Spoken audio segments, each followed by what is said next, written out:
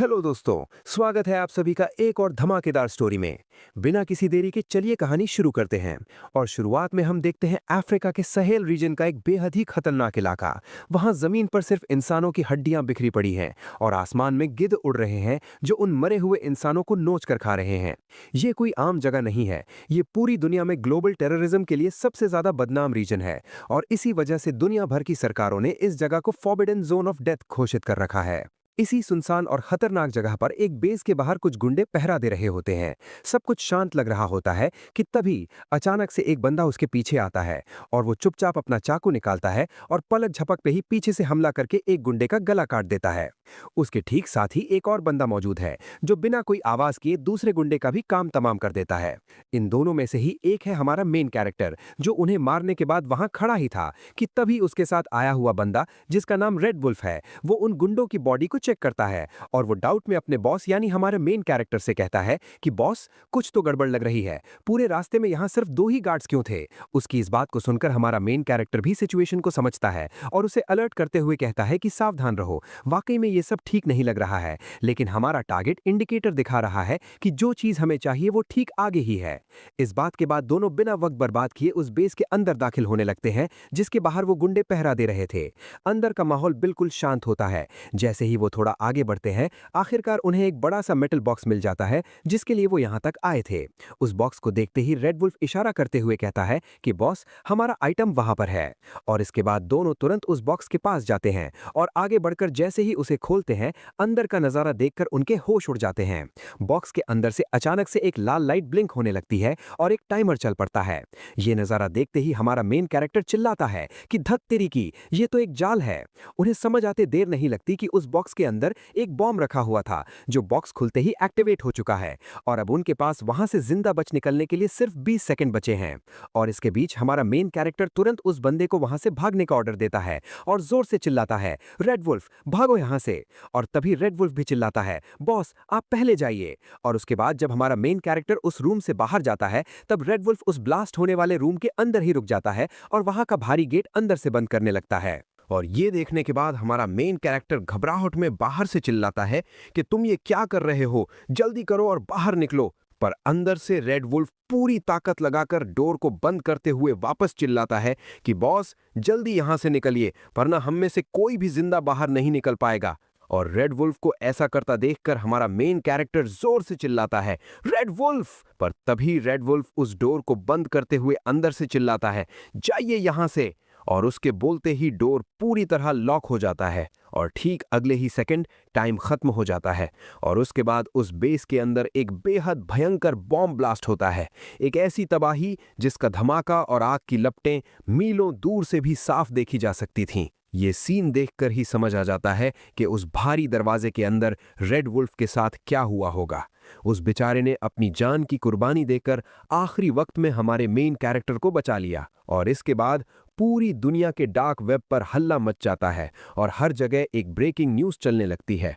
News में बताया जाता है कि द वुल्फ किंग, जो वुल्फ ऑर्गेनाइजेशन का लीडर था, एक छोटे से अफ्रीकन देश में अपने मिशन में नाकामयाब रहा और धमाके में उसके चीथड़े उड़ गए, उसकी मौत हो चुकी है। ये शॉकिंग खबर देखते ही डार्क वेब के लोग पूरी तरह से परेशान हो जाते हैं और उनके कमेंट्स आने लगते हैं। एक बंदा हैरानी से कमेंट करता है कि क्या वुल्फ किंग, जिसे पूरी असैसिन दुनिया में कातिलों का राजा माना जाता था, वो सच में मारा गया? दूसरा बंदा तुरंत रिप्लाई करता है कि वुल्फ किंग एक एस रैंक असैसिन था जिसे पूरी दुनिया सबसे ताकतवर लड़ाका मानती थी। वहीं तीसरा शख्स सोच में पड़ जाता है और कहता है कि आखिर वो किस तरह के मिशन पर गया था। इन सब के बीच एक और कमेंट आता है जिसमें लिखा होता है, कितने दुख की बात है, अब तो वुल्फ ऑर्गेनाइजेशन पूरी तरह से बर्बाद और तबाह हो जाएगी। लेकिन कहानी यहाँ खत्म नहीं होती। तभी हम देखते हैं उस बेस के मलबे अंदर से हमारा मेन कैरेक्टर बाहर निकलता है, जो उस धमाके के बाद भी जिंदा बच गया था।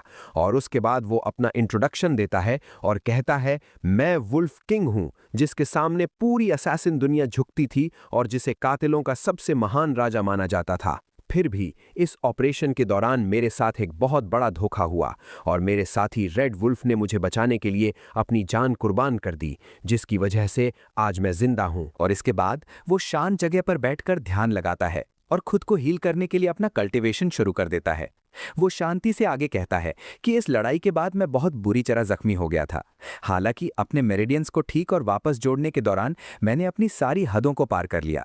मैंने अपने सारे मेरिडियंस को एक साथ कनेक्ट कर लिया और आखिरकार मार्शल आर्ट्स के उस लेवल पर पहुंच गया जिसे सिर्फ किस्से कहानियों में सुना जाता था, द ट्रांसफॉर्मेशन रेल्म।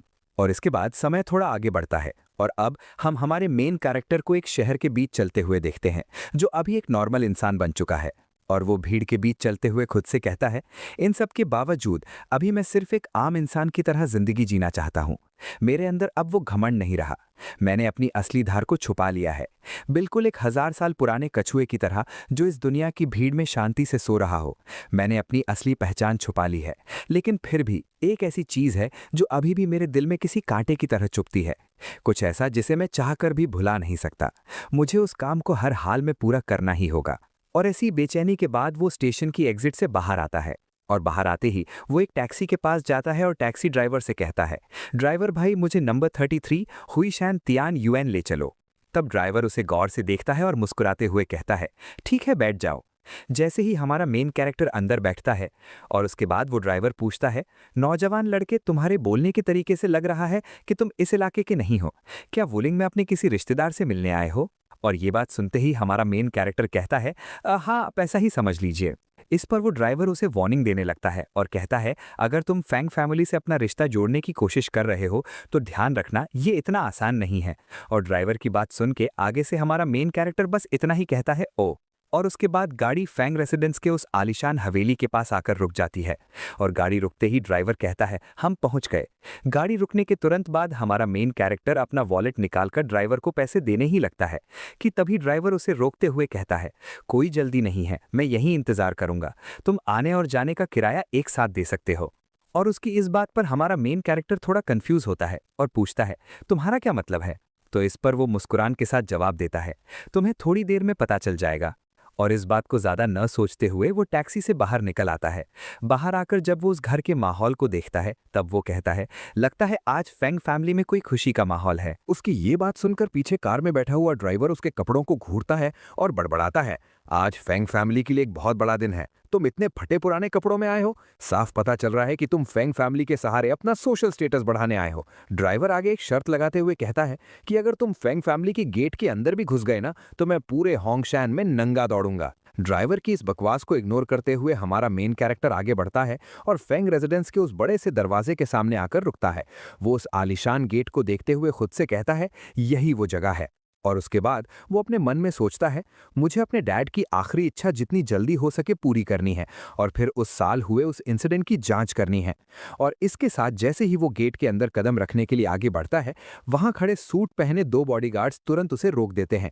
एक बॉडीगार्ड बड़ी सख्ती से उसकी तरफ देखते हुए कहता है, इन्विटेशन? और इधर हमारा मेन कैरेक्टर पूछता है, कैसा इन्विटेशन? उसकी ये बात सुनकर बॉडीगार्ड उसे ऊपर से नीचे तक स्कैन करता है और कहता है, अगर तुम यहाँ इस बैंक्वेट के लिए नहीं आए हो तो फिर तुम्हारा यहाँ क्या काम है?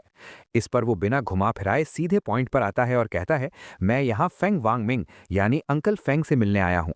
ये बोलकर वो तुरंत अपने पास से एक पुरानी फोटो निकालता है जिसमें उसके डैड और अंकल फेंग साथ थे। वो फोटो बॉडीगार्ड को दिखाते हुए बताता है, इस फोटो में जो आदमी है वो मेरे डैड हैं। और तभी बॉडीगार्ड उस फोटो को थोड़ा गौर से देखता है और धीरे से कहता है, शक्ल तो वाकई मिलती जुलती लग रही है। तभी अपनी आइडेंटिटी और क्लियर करने के लिए हमारा मेन कैरेक्टर अपने पास से एक छोटा सा बॉक्स आगे करता है और पूरे कॉन्फिडेंस के साथ कहता है, जैसे ही अंकल फेंग मेरे डैड का ये मेडल देखेंगे वो अपने आप मेरी आइडेंटिटी समझ जाएंगे। और इस बॉक्स को देखकर बॉडीगार्ड समझ जाते हैं कि मामला सीरियस है। एक बॉडीगार्ड रिस्पेक्ट के साथ उस बॉक्स को अपने हाथ में लेता है और कहता है, कृपया थोड़ी देर इंतजार करें, हम अभी मास्टर को तुरंत इन्फॉर्म करते हैं। तो इस पर हमारा मेन कैरेक्टर शांति से अपनी जगह पर खड़े रहते हुए कहता है, ठीक है। और इसके बाद सीन सीधा शिफ्ट होकर फेंग रेजिडेंस के अंदर जाता है। अंदर एक बहुत ही शानदार और ग्रैंड बैंक्वेट चल रहा होता है जहां फैमिली के लोग एक बड़ी सी डाइनिंग टेबल पर बैठकर खाना खा रहे होते हैं। माहौल पूरी तरह से जश्न में डूबा हुआ होता है और तभी टेबल पर बैठे फैमिली के सबसे बड़े एल्डर यानी ग्रैंडपा प्यार से यादें ताज़ा करते हुए कहते हैं, वक्त वाकई कितनी जल्दी गुजर जाता है। ऐसा लगता है जैसे कल की ही बात हो जब यून एक छोटी बच्ची थी और अपना बैकपैक पहनकर स्कूल जाती थी और अब उसकी एंगेजमेंट और मैरिज होने वाली है। ग्रैंडपा की ये बात सुनकर उनकी ग्रैंडडॉटर येयोन शर्मा जाती है और कहती है, ग्रैंडपा आप ये क्या कह रहे हैं? भले ही मेरी मैरिज हो जाए फिर भी मैं फेंग फैमिली का ही हिस्सा रहूंगी। लेकिन तभी ग्रैंडपा के सन यानी फैंग वान मिंग अपने हाथ में वाइन का ग्लास लेकर जोश में खड़ा होता है। वो सबका ध्यान अपनी तरफ खींचते हुए जोर से अनाउंस करता है, डिस्टिंग्विश्ड गेस्ट्स, आज मेरी डॉटर फेंग ही युन और वान फैमिली के एल्डेस्ट यंग मास्टर वान जी मिंग की ग्रैंड एंगेजमेंट का दिन है।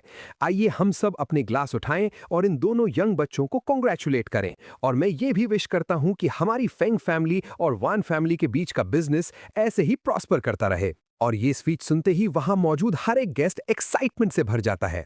सब अपने ग्लास हवा में उठाते हुए जोर से चिल्लाते हैं, चीयर्स, कॉन्ग्रेचुलेशंस, कॉन्ग्रेचुलेशंस। और इसके बीच कुछ गेस्ट्स इंप्रेस होकर आपस में बात करते हैं, फैंग और वान फैमिली के इस मैरिज अलायंस के साथ वो आने वाले वक्त में वूलिंग सिटी की हवा और बारिश को अपने इशारों पर नचा सकेंगे। दूसरे मेहमान भी इस बात से अग्री करते हुए कहते हैं, बिल्कुल बिल्कुल। लेकिन तभी बाहर खड़ा हुआ वही बॉडीगार्ड भागते हुए अंदर आता है अंकल फेंग के पास और टेंशन में कहता है, मास्टर एक गड़बड़ हो गई है। ये बात सुन के अंकल फेंग पूछते हैं, इतनी घबराहट क्यों है, क्या हुआ? तब वो बॉडीगार्ड वो बॉक्स उनके सामने खोलता है और बताता है, मास्टर बाहर एक यंग मैन आपको ढूंढ रहा है और वो ये लेकर आया है। और उसके बाद जैसे ही बॉक्स खुलता है तभी अंकल फेंग की नजर उस बॉक्स के अंदर रखे उस मेडल पर पड़ती है और उनका पूरा चेहरा झटके से बदल जाता है। उनकी आंखें फटी की फटी रह जाती हैं और वो पूरे शॉक में कहते हैं, ये तो क्या जियांग फैमिली से कोई यहाँ आया है? ये बात सुनकर अंकल फेंग की वाइफ जो उनके ठीक बगल में बैठी थी, ये सुनने के बाद कहती है, क्या जियांग फैमिली से कोई? उन्हें इस क्रिटिकल मोमेंट पर ही क्यों आना था? और उन दोनों की ऐसी टेंशन वाली हालत देखकर उनकी छोटी डॉटर परेशान होकर पूछती है, मॉम कौन सी जियांग फैमिली? आपके चेहरे के एक्सप्रेशंस अचानक कितने ड्रास्टिक तरीके से क्यों बदल गए? तो इस पर उसकी मॉम बताती है कि बहुत वक्त पहले तुम्हारे डैड ने तुम्हारी सिस्टर और जियांग फैमिली के सन जियांग हाओ का चाइल्डहुड बिट्रोदल फिक्स कर दिया था। ये नाम और मैरिज वाली बात सुनते ही वो लड़की बुरी तरह चौंक जाती है और जोर से चिल्लाती है, क्या? और उसके बाद वो तुरंत वहां बैठे ग्रैंडपा की तरफ देखती है और कहती है, ग्रैंडपा अगर आने वाला विजिटर वाकई जियांग फैमिली का सन है तो आपको मेरी सिस्टर के लिए खड़ा होना होगा। आप उसे किसी स्ट्रेंजर से मैरिज नहीं करने दे सकते। पर तभी ग्रैंडपा कहते हैं कि ठीक है, अभी पैनिक मत करो, वान मिंग तुम पहले जाकर देख लो। और उनका ये ऑर्डर मिलते ही अंकल फेंग अपनी फैमिली से कहते हैं कि आप सब यहीं रुकिए और थोड़ी देर वान फैमिली को एंटरटेन कीजिए, मैं खुद जाकर विजिटर को देखता हूं। और ये बात सुन के उनकी वाइफ भी कहती है, ठीक है। और इसके बाद अंकल फेंग चलते हुए मेन गेट की तरफ आते हैं और दरवाजे के पास आते ही उनकी नजरें सीधा बाहर खड़े हमारे मेन कैरेक्टर यानी जियांग हाओ पर पड़ती हैं। और अंकल फेंग का ध्यान जैसे ही जियांग हाओ पर जाता है तब अंकल फेंग के चेहरे का सारा टेंशन खुशी में बदल जाता है और वो जोश में चिल्लाते हैं, हाउजी ये वाकई तुम हो, मैंने इन सालों में तुम लोगों को कितना ढूंढा। और इधर जियांग हाओ के चेहरे पर भी एक रिलीफ और स्माइल आती है और वो कहता है, अंकल फेंग मुझे आने में देर हो गई और मेरी वजह से आपको परेशानी उठानी पड़ी। ये सुनते ही अंकल फेंग बिना एक सेकंड गवाए आगे बढ़ते हैं और जियांग हाओ को कस के गले लगा लेते हैं और कहते हैं, हमें आखिर बार मिले हुए सालों बीत गए और अब तुम वाकई एक ग्रोन यंग मैन बन गए हो। और गले मिलने के बाद अंकल फेंग थोड़ा पीछे हटते हैं और उनके चेहरे पर अब फिक्र दिखने लगती है और वो पूछते हैं, वैसे तुम्हारे डैड ठीक तो है ना, वो क्यों नहीं आए? लेकिन अपने डैड का जिक्र सुनते ही जियांग हाओ का मुस्कुराता हुआ चेहरा उदासी में डूब जाता है और कहता है, मेरे डैड का 10 साल पहले देहांत हो गया क्योंकि उनकी पुरानी चोटें फिर से उभर आई थीं। और जैसे ही हमारा मेन कैरेक्टर अपने डैड की मौत की खबर देता है, अंकल फैंग को एक बहुत बड़ा झटका लगता है। उनकी आंखें फटी की फटी रह जाती हैं और वो पूरे शौक में चिल्लाते हैं, क्या? अगले ही पल उनका चेहरा दुख और भारी पछतावे से उतर जाता है और वो अपनी नज़रें नीचे झुका लेते हैं और खुद को कोसते हुए कहते हैं, ये सब मेरी गलती है। उस वक्त अगर उन्होंने मुझे बचाने के लिए अपनी जान खतरे में ना डाली होती तो उन्हें वो चोट कभी नहीं लगती। हाउजी, तुमने इन पिछले कुछ सालों में वाकई बहुत दुख झेले हैं। लेकिन अंकल फैंग की इस बात को सुनकर हमारा मेन कैरेक्टर बिल्कुल शांत रहता है और कहता है, कोई बात नहीं, ये सब अब बीते वक्त की बातें हैं। और उसके बाद वो अपने आने का असली मकसद बताते हुए कहता है, वैसे अंकल फेंग, मैं इस बार अपने डैड की आखिरी इच्छा पूरी करने आया हूँ। उन्होंने मुझसे आज के दिन आपसे मिलने को कहा था और बोला था कि जैसे ही मैं आपसे मिलूंगा सब कुछ अपने आप साफ हो जाएगा। और ये आखिरी इच्छा वाली बात सुनते ही अंकल फेंग का चेहरा अचानक टेंशन में आ जाता है और कहते हैं, तुम्हारे डैड की आखिरी इच्छा? हाँ मैं समझता हूँ, पर बात ऐसी है कि अभी इस वक्त। लेकिन उनकी बात पूरी भी नहीं होती कि तभी अचानक से पीछे से उनकी पूरी फैमिली चलते हुए बाहर आ जाती है और अपनी वाइफ और किड्स को बाहर आता देख अंकल फेंग थोड़ा हैरान होते हैं और पूछते हैं, तुम सब यहाँ बाहर क्यों आ गए? क्या वान फैमिली के सभी काम निपट गए हैं? उनकी इस बात पर उनकी वाइफ तुरंत जवाब देती हैं, हाँ, हमने लोगों को उन्हें विदा करने के लिए भेज दिया है। ये सुनने के बाद अंकल फैंग हमारे मेन कैरेक्टर का इंट्रोडक्शन करवाते हैं। वो इशारा करते हुए कहते हैं, हाउजी, ये तुम्हारी आंटी हैं और ये यून है। तुम्हें ये लोग अभी भी याद होंगे, है ना? जब तुम दोनों छोटे थे तो एक साथ घर घर खेला करते थे। तब आगे से जैंग हाओ के चेहरे पर एक स्माइल आ जाती है और वो यीयून की तरफ देखते हुए कहता है, सिस्टर यीयून, हमें आखिरी बार मिले हुए बहुत साल हो गए हैं। आप इतनी बदल गई हैं कि मैं तो लगभग तुम्हें पहचान ही नहीं पाया। ये बात सुन के यून भी कहती है, हेलो, मेरी बचपन की यादें भी थोड़ी धुंधली हो चुकी हैं। पर इसके बीच ही उनकी छोटी सिस्टर गुस्से से आगे आती है और उस पर जोर से चिल्लाती है, हाँ, 10 साल से भी ज्यादा वक्त के बाद आज अचानक से यहाँ आकर खड़े हो गए, वो भी ठीक आज के ही दिन। सच सच बताओ, तुम यहाँ आज किस मकसद से आए हो? और तभी बीच में यीयून का ब्रदर हाओमिंग भी आगे बढ़कर चिल्लाता है, क्या ये पूछने की भी कोई ज़रूरत है? साफ दिख रहा है कि ये मेरी सिस्टर के लिए आया है, ताकि हमारी फैंग फैमिली के सहारे अपना सोशल स्टेटस बढ़ा सके। मैं तुम्हें एक बात साफ बता दूं, अपने ख्याली पुलाव पकाना बंद करो। मेरी सिस्टर की सगाई पहले ही वान फैमिली के यंग मास्टर से हो चुकी है। और उसके इस बदतमीजी भरे बर्ताव को देखकर अंकल फैंग का गुस्सा आसमान छू लेता है। वो जोर से चिल्लाते हुए कहते हैं, हाओमिंग, अपना मुंह बंद रखो। और इस पूरी गाली गलौच और सगाई वाली बात को सुनकर हमारा मेन कैरेक्टर पूरी तरह से कंफ्यूज हो जाता है और वो सीधे अंकल फैंग की तरफ घूमकर पूछता है, अंकल फैंग, आखिर ये सब चल क्या रहा है? मैं तो यहाँ इस बार अपने डैड की आखिरी इच्छा के लिए आया था। वहीं दूसरी तरफ ये देखकर यून भी परेशान हो जाती है और अपने डैड से पूछती है, हाँ डैड, आखिर चल क्या रहा है? और तभी अंकल फैंग एक लंबी और भारी सांस लेते हैं और वो हमारे मेन कैरेक्टर की तरफ देखते हुए बोलते हैं, हाउजी, उस वक्त तुम्हारे डैड और मैंने तुम्हारे और यून के लिए बचपन में ही शादी तय कर दी थी और यही तुम्हारे डैड की आखिरी इच्छा है। और जैसे ही ये बात सुनते हैं, यीयून और हमारा मेन कैरेक्टर दोनों के होश बुरी तरह से उड़ जाते हैं और जोर से चिल्लाते हैं, क्या बचपन में तय की गई शादी? और उसके बाद अंकल फेंग कहते हैं कि यही सच है, ये वो अग्रीमेंट है जो मैंने पास्ट में तुम्हारे फादर के साथ किया था, इसको एक वादा ही समझो। ये बात सुनकर जियांग हाओ थोड़ा फ्रीज हो जाता है और अपने मन में सोचता है, तो मेरे डैड की आखिरी इच्छा ये बचपन की शादी थी?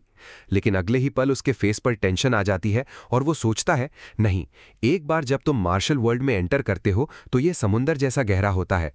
अभी शादी करने से सिर्फ मुझे और बाकी सभी लोगों को नुकसान ही होगा। और ये सब सोचने के बाद जियांग हाओ सीधे कहता है, अंकल फेंग, अगर ये मेरे डैड की आखिरी इच्छा है तो मैं इस शादी को कैंसिल करना चाहता हूँ। लेकिन ये बात सुन के यीयून का भाई हाओमिंग गुस्से में आकर चिल्लाता है, हिपोक्रिट, तुम आज यहाँ भागकर इसलिए आए हो क्योंकि तुम्हें पता चल गया था कि मेरी बहन और वान फैमिली के यंग मास्टर की एंगेजमेंट होने वाली है ना? और उसके आगे यीयून की बहन भी ताना मारती है और कहती है, सही कहा, तुम बस इस बात से डरते हो कि तुम हमारी फैमिली की सोशल लैडर तक कभी नहीं पहुंच पाओगे। और जियांग हाओ की बात सुनकर अंकल फेंग बुरी तरह शॉक हो जाते हैं और उनके मुंह से निकलता है, क्या? और इधर हाओमिंग और जोर से चिल्लाता है, वो बस एक भिखारी है, उसके पास मेरा ब्रदर इन लॉ बनने का क्या राइट है? और उसके मुंह से ऐसी बातें सुनकर अंकल फेंग गुस्से में हाओमिंग को डांटते हुए गुस्से में कहते हैं, बदतमीज, अभी के अभी हाउजी से माफी मांगो, वरना देखो मैं तुम्हें कैसा सबक सिखाता हूं। इस डांट का हाओमिंग पर कोई असर नहीं होता और वो अंकल फेंग के आगे खड़ा हो जाता है और बोलता है, डैड, तो आइए मुझे मारिए। अगर आपके पास मेरी बहन की शादी एक भिखारी से करवाने का दिल है तो बस मुझे मार ही डालिए। और जब अंकल फेंग उसे एक थप्पड़ लगाने ही वाले थे कि तभी यीयून रोते हुए अपने भाई के आगे आती है और अपने डैड से पूछती है, डैड, क्या आप वाकई मेरा वान फैमिली के साथ एंगेजमेंट कैंसिल करके मेरी शादी जियांग हाओ से करवाना चाहते हैं? और इस बात का जवाब देते हुए अंकल फेंग अपने डिसीजन पर खड़े रहते हैं और कहते हैं, बिल्कुल सही, हाउजी के साथ तुम्हारी शादी 20 साल पहले ही तय हो चुकी थी, इसे बदला नहीं जा सकता। और ये बात सुनकर यीयून रोते हुए चिल्लाती है, अपने खुद के सेल्फिश प्रॉमिस के लिए अपनी बेटी की खुशी को कंप्लीटली डिसरिगार्ड कर देना, आप एक फादर कहलाने के लायक नहीं है। इसके बाद वो बिना एक सेकंड रुके वहां से रोते हुए भाग जाती है। उसे ऐसे रोते हुए जाते देख उसका भाई और बहन परेशान होकर उसके पीछे भागते हुए चिल्लाते हैं, सिस्टर, तुम कहाँ जा रही हो? और उसके बाद अंकल फेंग वापस जियांग हाओ की तरफ देखते हैं और कहते हैं, हाउजी, तुम अभी के लिए यहाँ रुको, अच्छे से नहा लो और थोड़ा आराम करो। और ये सब देखने के बाद जियांग हाओ अभी भी सिचुएशन को संभालना चाहता था, तो वो बोलता है, अंकल फेंग, मुझे अभी भी लगता है। लेकिन अंकल फेंग उसे आगे बोलने ही नहीं देते और तुरंत रोकते हुए कहते हैं, मेरी बात सुनो, मैं सब कुछ ठीक कर लूंगा। और इसके बाद रात हो जाती है। जियांग हाओ अपने रूम में अकेले बैठकर प्रैक्टिस कर रहा होता है। वो कॉन्सेंट्रेशन के साथ बताता है कि हर दिन इस वक्त मैं इनर ब्रीदिंग मेंटल टेक्निक की प्रैक्टिस करता हूँ। ये मुझे हेवन और अर्थ की ची एब्जॉर्ब करने, मेरे मैरो को क्लेंस करने, मेरे इंटरनल ऑर्गन्स को स्ट्रांग बनाने और मेरे 5 सेंसेस को शार्प करने में हेल्प करता है। उसकी बॉडी के अंदर एक अलग सी एनर्जी फ्लो कर रही होती है और वो सोचता है अभी मैं ट्रांसफॉर्मेशन रेल्म में स्टेप रखने ही वाला हूं। इसके बाद सीधा सीन शिफ्ट होता है अंकल फैंग और उनके फादर यानी कि दादाजी की तरफ, और तभी उनके डैड अंकल फैंग से पूछते हैं, वनमिंग, क्या तुमने यीयुन की शादी जियांग हाउ से करवाने की पूरी जिद पकड़ ली है? तो इस पे अंकल फैंग कहते हैं, हाँ, हाउजी के फादर की मौत मेरी वजह से हुई थी। अगर पास्ट में उन्होंने मेरी जान बचाते हुए वो सिवियर इंजरीज नहीं ली होती तो उनकी फैमिली कभी बर्बाद नहीं होती और आज ये प्रॉस्परिंग फैंग फैमिली एग्जिस्ट ही नहीं करती। और वो आगे कहते हैं, डैड, अगर मैं अपना प्रॉमिस तोड़ दूं और एंगेजमेंट कैंसिल कर दूं तो क्या मैं एक इंसान कहलाने लायक रहूंगा? तो ये बात सुन के उनके फादर उसे कहते हैं, ऐसा करके तुम अपना ओरिजिनल प्रॉमिस तो फुलफिल कर रहे हो, लेकिन तुम यीयुन को सफर करवा रहे हो। लेकिन अंकल फैंग रिप्लाई करते हैं, यीयुन मेरी बेटी है, वो डेफिनेटली फ्यूचर में अपने फादर की डिफिकल्टीज को समझ जाएगी। तब उसके डैड एक और मेजर प्रॉब्लम याद दिलाते हुए बोलते हैं, अभी वूलिंग सिटी में हर कोई हमारी फेंग और वान फैमिलीज के बीच के मैरिज अलायंस के बारे में जानता है। अभी एंगेजमेंट कैंसिल करने का मतलब है डायरेक्टली वान फैमिली के गुस्से को ट्रिगर करना। तो इस पर अंकल फेंग रिप्लाई करते हैं, मैं इस प्रॉब्लम को डील करने का कोई रास्ता निकाल लूंगा। और ये डिसाइड होने के बाद उसके डैड कहते हैं कि मैं इस शादी के लिए अग्री कर सकता हूं, लेकिन 3 कंडीशंस पर। अंकल फैंग तुरंत पूछते हैं, कौन सी कंडीशंस? तब वो आगे कहते हैं, फर्स्ट, उसका कैरेक्टर ऑब्जर्व करने के लिए 3 महीने का टाइम। सेकंड, तुम साइडलाइन से उसकी कोई मदद नहीं करोगे। थर्ड, उसे हमारी फैंग फैमिली का live in son in law बनना होगा। और ये live in son in law वाली कंडीशन सुनकर अंकल फैंग एकदम सोच में पड़ जाते हैं और टेंशन में बोलते हैं, एक live in son in law, क्या हाउजी इसके लिए अग्री करेगा? तो इस पर उसके डैड अपने फैमिली स्टेटस का प्राइड दिखाते हुए समझाते हैं, हमारी फेंग फैमिली का वुलिंग सिटी में एक प्रोमिनेंट स्टेटस है, हम अपनी सबसे बड़ी बेटी की शादी एक ऐसे गरीब लड़के से कैसे कर सकते हैं जिसका एब्सोल्युटली कोई बैकग्राउंड ही नहीं है। और ये सभी बात सुन के अंकल फैंग अग्री करते हुए कहते हैं, ठीक है, अगर ऐसी बात है तो मैं जाकर हाउजी से बात करूंगा। इसके तुरंत बाद सीन वापस हाउजी की तरफ आता है और वो अपनी प्रैक्टिस कंप्लीट करके जस्ट बेड पर बैठा ही होता है और मन में सोच रहा होता है, अंकल फैंग ने मेरी भलाई के लिए इसके बारे में बहुत ज्यादा सोचा है, मैं अब उनके लिए और ज्यादा मुश्किलें खड़ी नहीं कर सकता।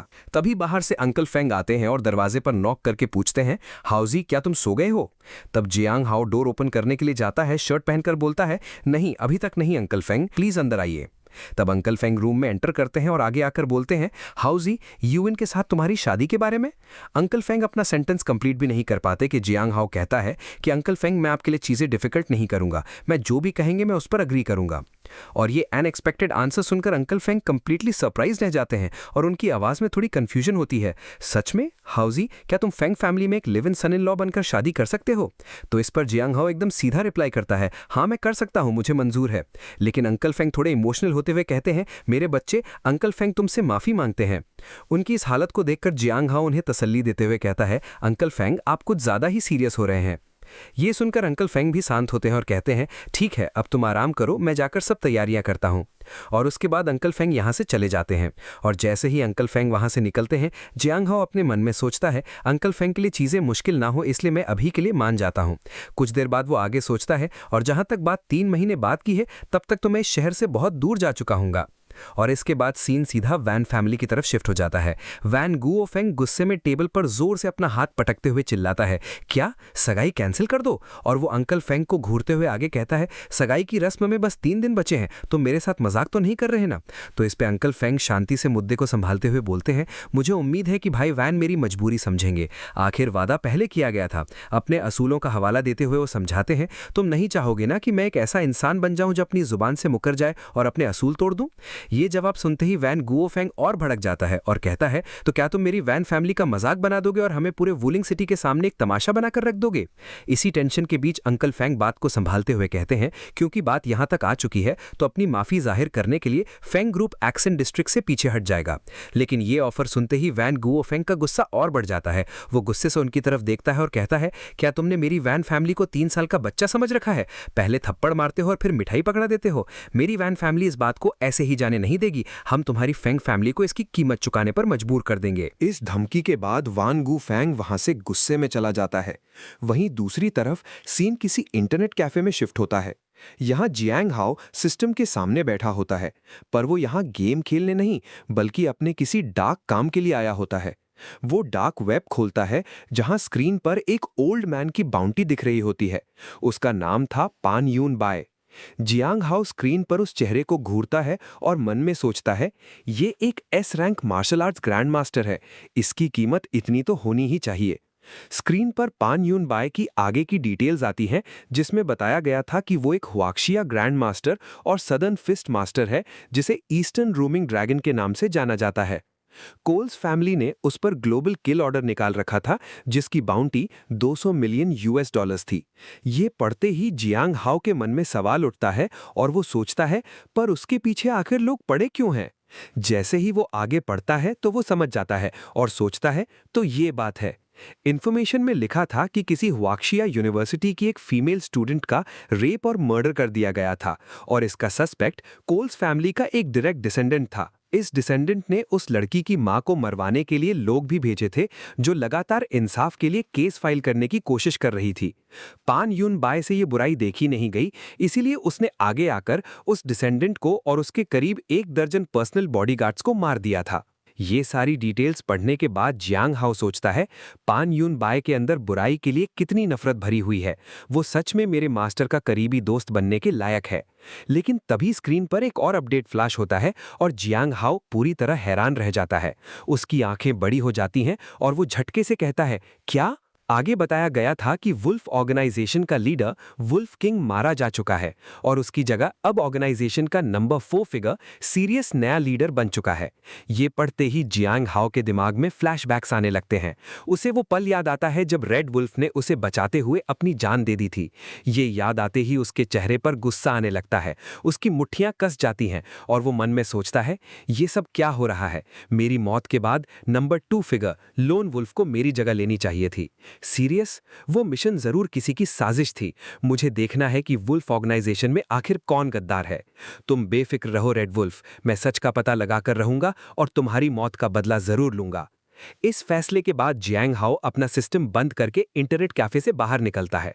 वो रास्ते पर आगे बढ़ते हुए खुद से कहता है, मैं कुछ दिन और यहाँ रुककर क्लूज का पता लगाऊंगा और यहाँ के माहौल को समझने के लिए थोड़ा वक्त लूंगा। लेकिन तभी अचानक उसके आगे एक वैन आकर तेजी से रुकती है। दरवाजा खुलता है और अंदर से 2 गुंडे बाहर निकलते हैं। एक गुंडा जियांग हाओ की तरफ बढ़ता है और कहता है, दोस्त, एक एहसान कर और हमारे साथ चल। दोनों गुंडे उसे डराने के लिए अपने चाकू निकाल लेते हैं और दूसरा गुंडा धमकाते हुए कहता है, बच्चे, अगर तूने दोबारा विरोध करने की कोशिश की तो मैं सफेद चाकू अंदर डालूंगा और लाल बाहर निकालूंगा। ये सब देखकर जियांग हाओ उन्हें घूरता है और शांति से अपने मन में सोचता है, लगता है ये बस आम गुंडे हैं, मैं इस तरह अपनी पहचान सामने नहीं ला सकता। पहले देखता हूं कि ये आखिर करना क्या चाहते हैं। और उसके बाद वो अपने दोनों हाथ हवा में ऊपर करता है और उनसे कहता है, तुम दोनों बात करके मसला सुलझाते हैं, ये मारपीट मत करो। पर गुंडा गुस्से में चिल्लाता है, बेकार की बातें बंद करो, गाड़ी में बैठो। वो गुंडे जियांग हाओ को धक्का देते हुए वैन के अंदर ले आते हैं। वैन के अंदर पहले से ही एक लड़की बंधी हुई होती है, जिसे इन गुंडों ने किडनैप किया था। जियांग हाओ सिचुएशन को समझने की कोशिश करता है और बिल्कुल शांत होकर उन गुंडों से कहता है, भाई, अगर तुम लोग मुझे लूटने आए हो तो मेरी जेब में सिर्फ 300 रुपए हैं, मैं वो सब तुम्हें दे सकता हूँ। उसकी बात सुनकर एक गुंडा गुस्से से कहता है, चुप कर, कोई चालाकी करने की कोशिश मत करना, हम तुझे तेरे 300 रुपए के लिए नहीं उठा रहे हैं। ये सुनते ही जियांग हाओ थोड़ा हैरान होने की एक्टिंग करता है और पूछता है, अगर पैसों के लिए नहीं तो फिर मुझे क्यों उठा रहे हो? तभी आगे वैन चला रहा दूसरा गुंडा इरिटेट हो जाता है और चिल्लाते हुए कहता है, इतने सवाल मत पूछ, वहां पहुंचने के बाद तुझे अपने आप पता चल जाएगा। जब काम खत्म हो जाएगा तो हम तुझे उल्टा बहुत सारे पैसे देंगे। ये अजीब बात सुनकर जियांग हाओ भी शॉक हो जाता है। इसके बाद वो गुंडे जियांग हाओ और उस लड़की को लेकर किसी दूसरी जगह की तरफ निकल जाते हैं। यहां से सीन सीधा उस लड़की, जिसका नाम याओ याओ था, उसके घर पर शिफ्ट होता है। घर में माहौल बहुत टेंस होता है और सबके चेहरे पर डर और परेशानी साफ दिख रही होती है। याओ याओ के ग्रैंडपा टेंशन में अपने बेटे की तरफ देखते हैं और पूछते हैं, फेंगर, क्या तुम्हें कुछ पता चला कि याओ याओ को किसने किडनैप किया है? उसका बेटा, जो याओ याओ का अंकल है, निराशा से सिर हिलाता है और जवाब देता है, मैंने अपने हर तरफ के दोस्तों और कॉन्टैक्ट से पूछ लिया है, पर किसी को कुछ नहीं पता। ये जवाब सुनकर ग्रैंडपा का चेहरा और सीरियस हो जाता है और वो आगे कहते हैं, हमें दोनों चीजों के लिए तैयार रहना होगा। हमें किडनैपर्स को ढूंढना है और रैंसम का पैसा भी तुरंत तैयार करना पड़ेगा। इसी टेंशन के बीच उसका और एक बेटा, जो थोड़ा मोटा होता है, आगे आता है और अपनी परेशानी बताते हुए कहता है, डैड, अभी कंपनी के कई बड़े प्रोजेक्ट्स अपने फाइनल स्टेजेस में हैं, हमारे पास वाकई में अकाउंट्स में 500 मिलियन नहीं है। ये सुनते ही ग्रैंडपा उसे घूरते हैं और पूछते हैं, तो फिर तुम्हारा क्या सुझाव है? तो इस पर वो मोटा बेटा जवाब देता है, किडनैपर्स के साथ नेगोशिएट करते हैं और रैंसम को कम करवा के 100 मिलियन तक ले आते हैं। अपने भाई की ऐसी बात सुनते ही याओ याओ पापेटा गुस्से में आ जाता है और तुरंत कहता है, आप जो बोल रहे हैं वो बहुत गैर जिम्मेदाराना है बड़े भाई। अगर मेरी बेटी याओ याओ की जगह आपका बेटा जिनफेंग किडनैप हुआ होता तो क्या आप तब भी यही बात कहते? तो इस पर वो मोटा भाई बिना हिचकिचाए सीधा जवाब देता है, अगर जिनफेंग भी किडनैप हुआ होता तो भी मैं बिल्कुल यही करता। ये बहस सुनते सुनते ग्रैंडपा का गुस्सा आसमान छू लेता है। वो जोर से कुर्सी पर अपना हाथ पटकते हैं और चिल्लाते हैं, बस करो तुम सब। और वो आगे कहते हैं, 500 मिलियन जमा करने का कोई तरीका ढूंढो। पैसा तो बस दुनिया की मोह माया है, अगर वो चली गई तो हमेशा के लिए चली जाएगी। उसके बाद सीन सीधा उन किडनैपर्स की तरफ शिफ्ट होता है जो जियांग हाओ और याओ याओ को लेकर किसी सुनसान वेयर हाउस में आ चुके थे। वो गुंडे उन दोनों को गाड़ी से बाहर निकालते हैं। जैसे ही याओ याओ के मुंह पर बंधा हुआ कपड़ा खोला जाता है, वो तुरंत जोर जोर से चिल्लाने लगती है, बचाओ बचाओ, मुझे किडनैप कर लिया गया है। उसका चिल्लाना सुनकर एक गुंडा उसके पास आता है और धमकाते हुए कहता है, छोटी कुतिया, अगर तू ऐसे ही चिल्लाती रही तो मैं तुझे अभी यहां नंगा करूंगा, तेरा इज्जत लूटूंगा और फिर तुझे जान से मार दूंगा। ये घिनौनी धमकी सुनकर याओ याओ पीछे हटने लगती है और डर के मारे चिल्लाती है, मेरे पास मत आना। वो थोड़ी और हिम्मत जुटाती है और गुस्से से कहती है, अगर तुमने कुछ भी करने की कोशिश की तो मैं अपनी जीभ काट लूंगी और तुरंत अपनी जान दे दूंगी। लेकिन उसकी ये धमकी सुनकर भी वो गुंडा कहता है, हमें तो तब और मजा आता है जब वो हिलती डुलती नहीं है, हम उनके साथ जो चाहे वो कर सकते हैं। और तभी दूसरा गुंडा जो उनका बॉस था आगे आता है और चिल्लाता है, ये बकवास बंद कर और अपने काम पर ध्यान दे। बॉस की बात सुनते ही वो गुंडा तुरंत सीधा होता है और कहता है, समझ गया बॉस, मेरी वीडियो शूटिंग स्किल्स एकदम टॉप नॉच है। और उसके बाद वो कैमरा सेट करता है और वीडियो बनाने की तैयारी करने लगता है। ये देखकर याओ याओ की आंखें शौक से बड़ी हो जाती हैं और वो घबराते हुए पूछती है, तुम लोग क्या फिल्म करने वाले हो? उसका दिमाग तेजी से चलता है और वो समझ जाती है, तुम लोग जिन फैमिली को डराने और उनसे रैंसम लेने के लिए एक मर्डर वीडियो बनाना चाहते हो। उसकी समझदारी देखकर बॉस उसकी तरफ देखता है और कहता है, तो काफी स्मार्ट है छोटी कुतिया। ये सुनते ही याओ याओ गुस्से और डर दोनों से भरी आवाज में चिल्लाती है, तुम लोग जानवर हो, ये बहुत ज्यादा निर्दयी है। और ये बात समझकर जियांग हाओ उनसे पूछता है, क्या तुमने ये नहीं कहा था कि काम होने के बाद तुम लोग मुझे बहुत सारे पैसे दोगे? तुम अपनी बात से क्यों मुकर रहे हो? उसकी ये बात सुनकर एक गुंडा हंसते हुए कहता है, फिक्र मत कर, एक बार तू मर जाए उसके बाद हम डेफिनेटली तेरे लिए नर्क वाले बहुत सारे पैसे जला देंगे। और ये खतरनाक सिचुएशन देखकर याओ याओ बुरी तरह डर जाती है और जियांग हाओ की तरफ देखकर घबराते हुए चिल्लाती है, जल्दी करो और इनसे रहम की भीख मांगो, वरना ये सच में तुम्हें जान से मार देंगे।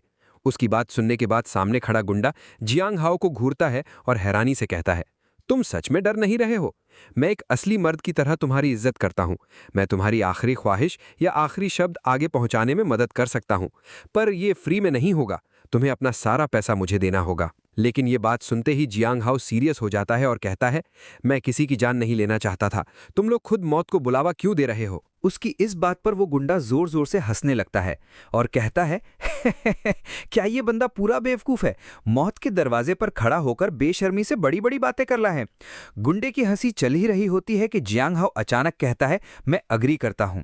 ये अजीब जवाब सुनकर गुंडा रुक जाता है, थोड़ा कंफ्यूज होता है और पूछता है, तुम किस बात पर अग्री करते हो? जियांग हाओ उसे घूरता है और कहता है, आखिरी शब्द आगे पहुंचाने की फी पर फर्क सिर्फ इतना होगा कि तुम लोग वो फी मुझे दोगे। ये जवाब सुनकर गुंडा कहता है कि ये इतना बेवकूफ है कि मेरा इसे मारने का भी मन नहीं कर रहा। उनकी ऐसी बातें सुनकर पीछे बैठा एक दूसरा गुंडा गुस्से में अपनी जगह से खड़ा हो जाता है और जोर से चिल्लाता है, तो फिर ये काम मुझे करने दो। वो तेजी से भागते हुए जियांग हाओ की तरफ आगे बढ़ता है और ये देखने के बाद बाकी गुंडे चिल्लाते हैं। जब सेकंड ब्रदर को गुस्सा आता है तो नर्क का राजा भी कांप उठता है और तभी वो गुंडा अपनी तलवार से जियांग हाओ पर अटैक कर देता है। ये खतरनाक अटैक अपनी तरफ आते देख याओ याओ बुरी तरह डर जाती है, लेकिन जियांग हाओ अपनी जगह से बिल्कुल नहीं हिलता और अचानक आगे बढ़कर पूरी ताकत से उस गुंडे को एक मुक्का मार देता है।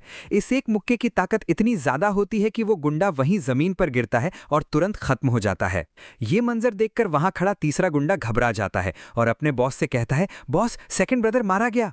वो तुरंत अपनी गन निकालता है, जियांग हाओ की तरफ पॉइंट करता है और गुस्से में चिल्लाता है, भाइयों, मैं इसको गोली मारने वाला हूं। लेकिन इससे पहले कि वो ट्रिगर दबा पाता, जियांग हाओ की नज़र ज़मीन पर पड़े एक पाइप पर जाती है। वो ज़मीन पर पड़े उस पाइप को वो ऊपर उछालता और एक ज़ोरदार किक मारता है, जिसकी वजह से वो पाइप हवा में तेज़ी से उछलता है और सीधा जाकर गुंडे की गन और उसके हाथ पर लगता है, जिससे उस गुंडे का हाथ बुरी तरह डैमेज हो जाता है। ये सब होता देख बॉस गुंडे का दिमाग खराब हो जाता है। वो अपनी गन निकालता है और अपने दोनों बाकी बंदों के साथ आगे बढ़ते हुए ऑर्डर देता है, भाइयों इसे जान से मार दो। और उसके बाद बॉस और उसके दोनों बंदे एक साथ जियांग हाओ पर फायरिंग शुरू कर देते हैं। लेकिन जियांग हाओ अपनी जगह से ऐसी तेजी से मूव करता है कि एक भी बुलेट उसे छू तक नहीं पाती। गोलियों को डॉज करते हुए वो तेजी से आगे बढ़ता है और उन गुंडों को एक एक करके जमीन पर धूल चटा देता है। अपने बंदों को इस तरह बुरी तरह पिटते हुए देखकर बॉस गुंडा पूरी तरह शॉक में चला जाता है। उसके हाथ कांपने लगते हैं और वो डरते हुए हकलाते हुए पूछता है, तुम आखिर हो कौन? ये सवाल पूरा होते ही जियांग हाओ अचानक से बॉस के ठीक पीछे पहुंच जाता है और कहता है, मेरा नाम? तुम लोग मेरा नाम जानने के लायक नहीं हो। ये बोलते ही जियांग हाओ उस बॉस गुंडे को उसके सर से पकड़ता है और पूरी ताकत के साथ नीचे जमीन पर पटक देता है। एक ही झटके में बॉस वहीं ढेर हो जाता है और उसके बाद जियांग हाओ बॉस का पैसे उठाता है और कहता है, उप्स, मैंने आखिरी शब्दों की फी तो ले ली पर उनके आखिरी शब्द पूछना भूल गया। और इसके बाद जियांग हाओ के पीछे से याओ याओ की घबराई हुई आवाज आती है, सुनिए, क्या आप प्लीज यहां आकर मुझ पर बंधी इन रस्सियों को खोल सकते हैं? याओ याओ की आवाज सुनकर जियांग हाओ जमीन से एक नाइफ उठाता है और सीधा उसकी तरफ फेंकता है। नाइफ बिल्कुल सटीक निशाने पर लगता है और याओ याओ के हाथों में बंधी रस्सी कट जाती है। इसके बाद जियांग हाओ वहां से बिना कुछ कहे आगे बढ़ने लगता है। ये देखकर याओ याओ पीछे से थोड़ी घबराई हुई आवाज में कहती है, शुक्रिया। उसकी बात सुनकर जियांग हाओ वहीं रुकता है और बिना मुड़े सीधा जवाब देता है, मुझे शुक्रिया कहने की कोई जरूरत नहीं है, किसी को मत बताना कि मैं यहां था। ये बोलकर वो वहां से चला जाता है। कुछ देर बाद वहां पर पुलिस पहुंच जाती है और उनके साथ याओ याओ के ग्रैंडपा और उसके पिता भी वहां आ जाते हैं। अपनी पोती को सही सलामत देखकर ग्रैंडपा बहुत खुश होते हैं और आगे बढ़कर दोनों गले लग जाते हैं। तभी वहां एक पुलिस ऑफिसर याओ याओ से पूछताछ करने के लिए आगे आता है और पूछता है, मिस जिन, किस तरह के इंसान ने इन गुंडों को मारा और आपको बचाया? ये सवाल सुनकर याओ याओ थोड़ा आगे आती है, पर वो सोच समझकर झूठ बोल देती है और कहती है, उसने मास्क पहना हुआ था, मैंने उसका चेहरा नहीं देखा। पुलिस ऑफिसर थोड़ा सोचता है और आगे पूछता है, तो उसकी बॉडी कैसी थी? याओ याओ तुरंत जवाब देती है, वो थोड़ा मोटा और काफी हाइट में छोटा था, शायद 40 साल के आसपास का कोई मिडिल एज्ड आदमी था। इस पूछताछ के बाद सीन सीधा याओ याओ के घर में शिफ्ट होता है, जहां वो अपने ग्रैंडपा के सामने बैठी होती है। और उसके बाद उसके ग्रैंडपा कहते हैं, याओ याओ, मैंने तुम्हें बड़ा होते देखा है, मैं तुम्हारे नेचर और पर्सनालिटी को सबसे अच्छे से जानता हूं, तुमने आज पुलिस से झूठ बोला है ना? ये सुनकर याओ याओ आखिर में सच बताते हुए कहती है, मैंने दरअसल मुझे बचाने वाले का चेहरा देख लिया था, पर उसने मेरी जान बचाई है, मैं उसके इस एहसान का बदला धोखा देकर नहीं चुका सकती। ग्रैंडपा उसकी बात ध्यान से सुनते हैं और समझाते हुए कहते हैं, ये तो अच्छी बात है कि तुम अपने वादे निभाती हो और एहसान का बदला चुकाना जानती हो, लेकिन दादा होने के नाते मुझे तुम्हें याद दिलाना होगा, हमारी जिन फैमिली एक बड़ी और इज्जतदार फैमिली है। अभी ये साफ नहीं है कि उस इंसान ने तुम्हें सिर्फ एक इत्तेफाक से बचाया या फिर इसके पीछे उसका कोई और मकसद था। याओ याओ समझदारी से सर हिलाती है और कहती है, ग्रैंडपा, मैं समझती हूँ। और तब ग्रैंडपा उससे कहते हैं, तुम आज बहुत डर चुकी हो, अपने कमरे में जाओ और जल्दी आराम करो। और इसके बाद याओ याओ अपने कमरे में आती है और अपने मन में सोचती है, क्या सच में मुझे बचाने के पीछे उसका कोई और मकसद था? इसी बीच बाहर ग्रैंडपा के पास याओ याओ का बॉडीगार्ड आकर खड़ा होता है, तो ग्रैंडपा उसे ऑर्डर देते हैं, कल से याओ याओ की सेफ्टी की पूरी जिम्मेदारी तुम्हारी होगी, आगे से एक भी गलती नहीं होनी चाहिए। बॉडीगार्ड सर झुकाता है और कहता है, आप बेफिक्र रहिए एल्डर जिन, क्या कोई और ऑर्डर है? तो ये बात सुन के ग्रैंडपा कहते हैं, चुपचाप इस बात का पता लगाओ कि आखिर वो कौन था जिसने आज उन गुंडों को मारा और याओ याओ को बचाया। और उसके बाद यहां से सीन सीधा जियांग हाओ की तरफ शिफ्ट होता है। वो अपने लाइटनेस स्किल मूवमेंट टेक्निक, जिसे स्किमिंग शैडो स्टेप्स कहते हैं, उसका यूज करके हवा की तरफ बहुत ही तेज स्पीड में भाग रहा होता है। कुछ ही देर में वो अपने घर पहुंच जाता है। घर पर सभी लोग दरवाजे के पास ही खड़े होते हैं।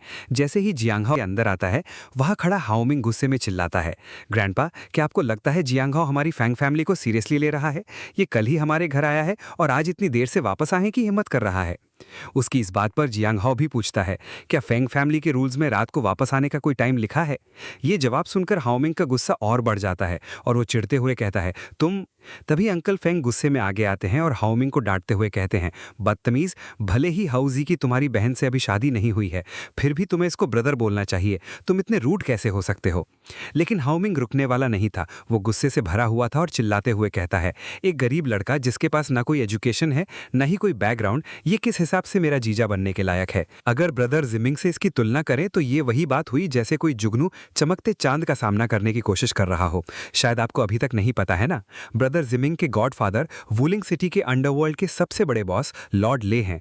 हमारी फेंग फैमिली ने वुलिंग सिटी में वान फैमिली का मजाक बना दिया है, तो क्या लॉर्ड ले अपने ही गॉडसन की बदला लेने में मदद नहीं करेंगे? ये सब सुनकर वहां खड़े अंकल फेंग थोड़े परेशान हो जाते हैं और टेंशन में कहते हैं, अंडरवर्ल्ड की अफवाहें लगभग सच ही होती हैं। इस बहस के बाद वहां खड़े बाकी सब लोग अपने अपने कमरे में चले जाते हैं, लेकिन अंकल फेंग वहीं रुकते हैं और वो जियांग हाओ को तसल्ली देते हुए कहते हैं, हाउजी, इसकी बातों को दिल पर मत लेना। अगर हाओमिंग की बात सच भी हुई तो भी अंकल फेंग पूरी कोशिश करेंगे कि तुम्हें खरोच तक ना आए। और अंकल फेंग की बातें सुनकर जियांग हाओ बिल्कुल शांत खड़ा रहता है और सीधा कहता है, अंकल फेंग, आपकी अच्छी नीयत के लिए शुक्रिया। मैं लॉर्ड ले जैसे लोगों से नहीं डरता। अगर उन्होंने सच में मुसीबत खड़ी करने की कोशिश की तो मैं उन्हें पछताने पर मजबूर कर दूंगा। उसकी ऐसी बातें सुनकर वहां खड़ा याओ याओ का ग्रैंडपा आगे आता है और कहता है, जवान लोगों को पता होना चाहिए कि कब घमंड दिखाना है। अगर जान चली गई तो पछताने का मौका भी नहीं मिलेगा। आज की तरह देर से आना आगे से दोबारा नहीं होना चाहिए। ये सुनते ही जियांग हाओ वहां से अपने कमरे की तरफ जाने के लिए पलट जाता है। कहता है, अगर सच बोलना घमंड कहलाता है तो मेरे पास कहने के लिए कुछ नहीं है। अंकल फेंग, मैं पहले अपने कमरे में जा रहा हूँ। और जियांग हाओ के वहां से चले जाने के बाद अंकल फेंग अपने डैड को समझाने की कोशिश करते हुए कहते हैं, डैड, हाउजी अभी जवान और थोड़ा जिद्दी है, प्लीज आप इसकी बातों को दिल पर मत लीजिए। अपने बेटे की बात सुनकर ग्रैंडपा एक लंबी सांस छोड़ते हैं। उनके चेहरे पर अभी भी परेशानी साफ दिख रही होती है और वो धीरे से कहते हैं, मुझे बस यही उम्मीद है कि इस बच्चे का हमारी फेंग फैमिली में आना हमारे लिए कोई आफत ना बन जाए। और इसके बाद अगला दिन शुरू होता है। सीन सीधा एक गांव में शिफ्ट होता है जहां जियांग हाओ रेड वुल्फ की फैमिली को ढूंढते हुए आया होता है। वो एक घर के बाहर खड़ा होता है पर वहां उसे कोई नहीं मिलता। ये सुनसान नज़ारा देखकर वो थोड़ा हैरान होता है और सोचता है, गलती नहीं हो सकती, यही वो जगह है जहां रेड वुल्फ की फैमिली रहती थी। यहाँ घर पर कोई क्यों नहीं है? तभी वहां पर एक दुकान वाली आंटी जियांग हाओ को भटकता हुआ देखकर कहती हैं, नौजवान, तुम बहुत देर से आए हो। उनकी फैमिली 1 साल पहले ही यहाँ से जा चुकी है। ये जानकारी सुनकर जियांग हाओ उसके पास आता है और तुरंत पूछता है, आंटी, क्या आप जानती हैं कि वो लोग कहाँ गए हैं? आंटी थोड़ा सोचती हैं और जवाब देती हैं, उस बारे में तो मुझे नहीं पता, लेकिन पास में ही एक लड़की रहती है जो उनकी फैमिली के काफ़ी करीब थी, शायद उसे कुछ पता हो। बस बात यह है कि वो लड़की आजकल हर 10 दिन या आधे महीने में सिर्फ एक बार ही वापस आती है। आंटी की बात सुनकर जियांग हाओ अपनी जेब से कुछ पैसे निकालता है और उन्हें पकड़ाते हुए कहता है, अगर ऐसी बात है तो आंटी, जब वो लड़की घर आए तो प्लीज़ मुझे कॉल कर दीजिएगा। पैसे देखकर आंटी थोड़ा खुश हो जाती हैं और जल्दी से सर हिलाते हुए कहती हैं, ठीक है, कोई दिक्कत नहीं। वहां से लौटते हुए जियांग हाओ अपने दोस्त के बारे में सोचता है और उसके मन में कई सवाल उठने लगते हैं। रेड वुल्फ की फैमिली अचानक इस तरह रहस्यमय तरीके से क्यों चली जाएगी? कहीं इसका कनेक्शन उस हमले से तो नहीं जो मुझ पर और रेड वुल्फ पर हुआ था? और इसके बाद सीन एक बिल्डिंग के अंदर शिफ्ट होता है। यहाँ वान जिमिंग, जो यून का मंगेतर है, वो एक कमरे में किसी लड़की के साथ सो रहा होता है। तभी अचानक बाहर से किसी के आने की जोर से आवाज आती है जिससे उसकी नींद टूट जाती है। वो गुस्से में बिस्तर पर बैठता है और झल्लाते हुए कहता है, कौन अंधा है जो इतनी सुबह सुबह किसी की नींद खराब कर रहा है? दरवाजा खोलते ही उसके सामने एक टकला आदमी खड़ा होता है। उसे देखकर जिमिंग थोड़ा सीरियस हो जाता है और पूछता है, क्यांगजी, जो काम मैंने तुम्हें पता लगाने को कहा था उसकी कोई खबर आई? तो इस पर टकला क्यांगजी पूरी रिपोर्ट देते हुए कहता है, उस लड़के का नाम जियांग हाओ है, एक हाई स्कूल ड्रॉप आउट। उसका बाप फेंग वान मिंग का पुराना साथी था। बीमारी और चोटों की वजह से उसके बाप की मौत के बाद उसकी माँ उसे छोड़कर चली गई और वो लड़का भी बिना कोई निशान छोड़े गायब हो गया। अफवाहें हैं कि वो इल्लीगली काम करने के लिए बाहर चला गया था। अब अचानक से यहाँ वापस आना जरूर उसे मिसेस फेंग के साथ आपके एंगेजमेंट के बारे में पता चल गया होगा। ये पूरी डिटेल सुनते ही जिमिंग का चेहरा गुस्से से लाल हो जाता है और चिल्लाता है, इस तरह का घटिया कचरा एक मेंढक से भी बुरा है। वो एक कॉकरोच है, बिल्कुल एक कचरे के डब्बे जैसा। अपने बॉस को इतना गुस्से में देखकर क्यांगजी थोड़ा आगे आता है और धीरे से खतरनाक सजेशन देते हुए पूछता है, यंग मास्टर वॉन, क्यों ना मैं चुपचाप उसको रास्ते से हटा दूं? ये बात सुन के जिमिंग 1 सेकंड के लिए कुछ सोचता है और फिर कहता है, पहले थोड़ा शांति से निपटते हैं, उसके बाद ताकत का इस्तेमाल करेंगे। मैं पहले ये यून से मिलने जाना चाहता हूँ। कुछ ही देर बाद सीन एक कैफे में शिफ्ट होता है जहां जिमिंग और ये यून आमने सामने बैठे होते हैं। ये यून जिमिंग को देखती है और सीधा पूछती है, ब्रदर जिमिंग, आज आपने मुझे यहाँ किस लिए बुलाया है? उसकी बात सुनकर ज़ीमिंग कहता है, ये यून, क्या तुम सच में अपने डैड की बात मानकर उस गरीब अनजान आदमी से शादी करोगी? ये सुनते ही ये यून थोड़ा सीरियस हो जाती है और कहती है, जियांग हाओ के पिता मेरे पिता की जान बचाने के लिए जल्दी गुजर गए थे। ये हमारी फेंग फैमिली पर जियांग फैमिली का कर्ज है। ज़ीमिंग बेचैन हो जाता है और कहता है, ये यून, चलो हम यहाँ से भाग चलते हैं। एक बार जो होना है वो हो जाए, उसके बाद हम वापस आ सकते हैं। ये सुनकर ये यून तुरंत इनकार करते हुए कहती है, नहीं, इससे मेरे डैड पूरी दुनिया के सामने बुरे बन जाएंगे। मेरे डैड अपने वादे को सबसे ऊपर रखते हैं। ये सब उनके लिए मौत जैसा होगा। ये यून का इनकार सुनकर ज़ीमिंग गुस्से में चिल्लाता है, तो मेरी वैन फैमिली जिसकी एंगेजमेंट फेंग फैमिली ने तोड़ दी, क्या मैं पूरे वुलिंग में सबसे बड़ा मजाक नहीं बन जाऊंगा? मुझे बताओ, इसका नुकसान मुझे कौन देगा? ये रिएक्शन देखकर ये यून अपनी जगह से खड़ी हो जाती है और कहती है, ब्रदर ज़ीमिंग, मैं अपने डैड की तरफ से आपसे माफ़ी मांगती हूँ। वो वहाँ से जाने के लिए पलटती है और आखिरी बार कहती है, हमारा रिश्ता यहीं ख़त्म होता है। आपको भी सच्चाई को अपना लेना चाहिए। ये यून के वहां से जाने के बाद ज़ीमिंग अकेले खड़ा रह जाता है। उसकी आंखों में गुस्सा और नफरत होती है। वो अपना फ़ोन निकालता है, टकले आदमी को कॉल करता है और ऑर्डर देता है, क्यांगजी, प्लान बी शुरू करो। और इसके बीच सीन जियांग हाओ की तरफ शिफ्ट होता है। रात का वक्त हो चुका था और वो अपने कमरे में अकेले प्रैक्टिस कर रहा होता है। तभी अचानक उसके फ़ोन पर दुकान वाली आंटी का कॉल आता है और आंटी दूसरी तरफ से कहती हैं, नौजवान जल्दी आओ, वो लड़की वापस आ गई है। ये सुनते ही जियांग हाओ तुरंत कहता है, शुक्रिया आंटी, मैं अभी वहाँ आता हूँ। जियांग हाओ जल्दी से अपनी शर्ट पहनता है और घर से बाहर निकलने लगता है। उसे तेज़ी से जाते देख अंकल फेंग पूछते हैं, हाउजी, क्या तुम बाहर जा रहे हो? तो ये बात सुन के जियांग हाओ कहता है कि अंकल फेंग, मैं कुछ ज़रूरी काम से बाहर जा रहा हूँ। घर से बाहर आकर जियांग हाओ रास्ते में टैक्सी रोकता है। ड्राइवर शीशा नीचे करता है और पूछता है, दोस्त, कहाँ जाना है? जियांग हाओ जवाब देता है, पुयांग रोड। ड्राइवर अपना सर हिलाता है और कहता है, बैठ जाओ। जैसे ही जियांग हाओ टैक्सी में बैठता है, वो देखता है कि अंदर पहले से ही एक बंदा बैठा हुआ है। और तब ड्राइवर आगे कहता है, माफ़ करना दोस्त, अभी टैक्सी का काम थोड़ा मंदा चल रहा है, इसलिए मैं रास्ते से और भी सवारियां उठा रहा हूं। जियांग हाओ चुपचाप बैठ जाता है और टैक्सी वहां से आगे बढ़ जाती है। कुछ दूर आने के बाद अचानक जियांग हाओ आगे देखता है और ड्राइवर से पूछता है, तुम लोग कहाँ जा रहे हो? और दोस्तों, इसी सस्पेंस के साथ ये चैप्टर यहीं पर ख़त्म होता है। तब तक के लिए बाय बाय।